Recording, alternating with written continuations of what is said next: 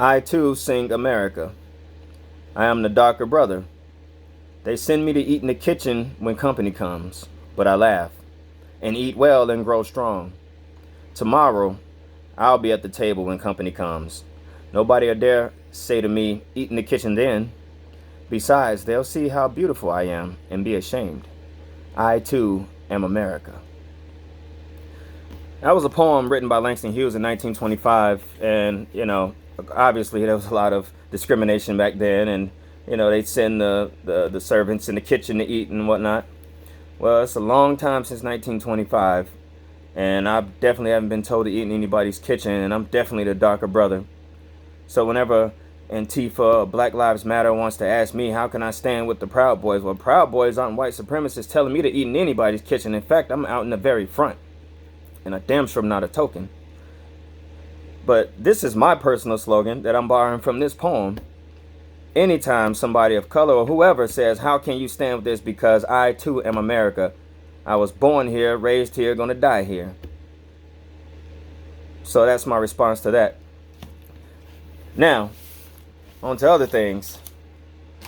I did the War Boys podcast. I suggest you all watch that. I did share it on my page, so watch that. I go through timestamps of the event in Kalamazoo, but as of right now, they are still coming out with articles accusing us of the most heinous things.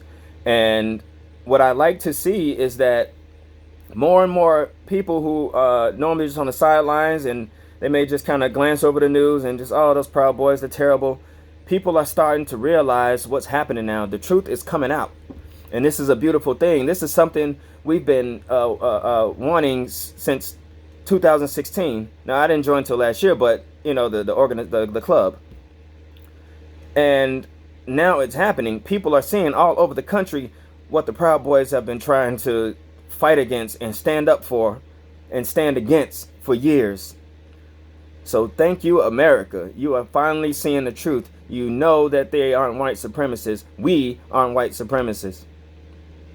We're average, everyday Americans who work hard, try to take care of our families, and do what's right for this country and defend those who are practicing their First Amendment. Now in Kalamazoo, and I just got another video. I have a few timestamps for it. I will go on every podcast that can upload it, and I will send those videos and go through timestamps, because those videos that those leftists filmed completely exonerates Proud Boys. And I suggest that people go back for the last 4 years of footage of Proud Boys and look over it again, and you'll see just who the innocents were, who was innocent and who's guilty. This is a good time for America. It's bad times, but it's good for the minds of true patriots who may have been on the fence and still curious about what's going on. This is our time. This is the only time. There is no right or wrong time. Every time is the right time, and the time is right now. Open your eyes and wake up. Continue to wake up. If you're not woken up, wake up.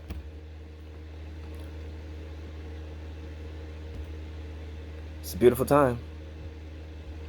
But, of course, I have this weapon of mass destruction for all those who consider themselves an enemy of it.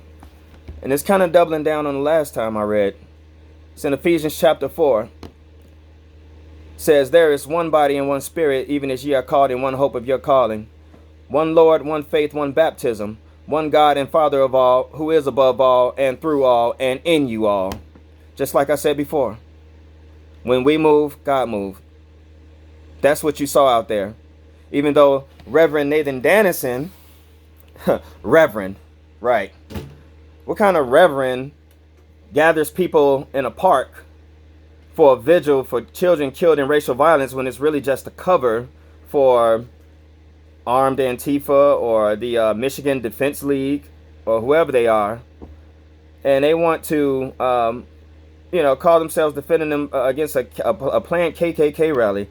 Clearly, we came there to march.